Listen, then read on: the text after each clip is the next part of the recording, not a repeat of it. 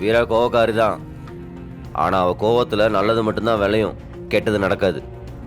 வெட்டு கட்டுற மச்சான். வீரா மாதிரி ஒரு நேர்மையான அதிகாரி ஒரு மாவட்டத்துக்கு ஒருத்தர் இருந்தால் போதும், தமிழ்நாடு எங்கேயோ இருக்கும்.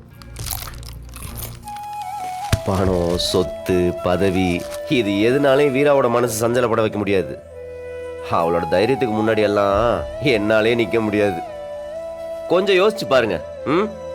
அக்கா செத்துட்டாங்க, கையில ஒரு குழந்தை, கட்டின புருஷன் ஜெயிலுக்கு போயிட்டான், அக்கா புருஷன் குடிகாரன் ஆயிட்டான். ஒரு பக்கம் பிசினஸ் எந்த மாதிரி போகுதுன்னே தெரியல. இவ்வளோ பிரச்சனைக்கு நடுவுலையும் ஒரு பொண்ணு ஒரு பிள்ளைய வளர்த்து பிசினஸையும் பார்த்து குடும்பத்தையும் கவனிச்சு ஐஏஎஸ் ஆயிருக்கிறா. அவ இடத்துல வேற யாரா இருந்தாலும் இதை செய்யறதுக்கு வாய்ப்பே இல்லை மச்சான். அவ மற்றவங்களுக்காக என்னெல்லாம் தியாகம் பண்ணியிருக்கா தெரியுமா மச்சான்? நானும் வீராவும் லவ் பண்ணதுக்கு அப்புறமும் ரொம்ப நாள் இந்த குடும்பத்துக்காக பிரிஞ்சிருந்தோம். அவ வாழ்க்கையில சந்தோஷங்கிறது என்னன்னு தெரியுமா?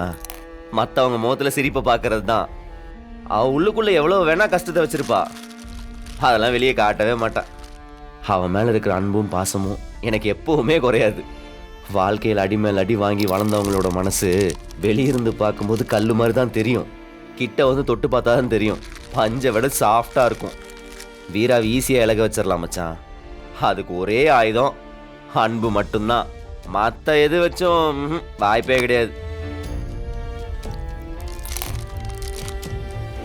வீரா மாதிரி பொண்ணு கிடைக்கிறதெல்லாம் வரோம் மச்சான். நான் தான் மிஸ் பண்ணிட்டேன். இப்போ தனியாக உட்காந்து புலம்பிக்கிட்டு இருக்கேன். அவன் சொன்ன தப்பா எடுத்துக்க மாட்டியா? எவ்வளோ கழுவி ஊத்துறா, பங்கப்படுத்துறா. என்னதான் இருந்தாலும் மனுஷனுக்கு லைட்டா சொரணான்னு ஒன்று இருக்கும்ல. எப்பா நானும் அந்த மாதிரிலாம் பண்ணால் சமாகாண்டாயிடுவேன். உனக்கு கொஞ்சம் கூட கோவம் வரல?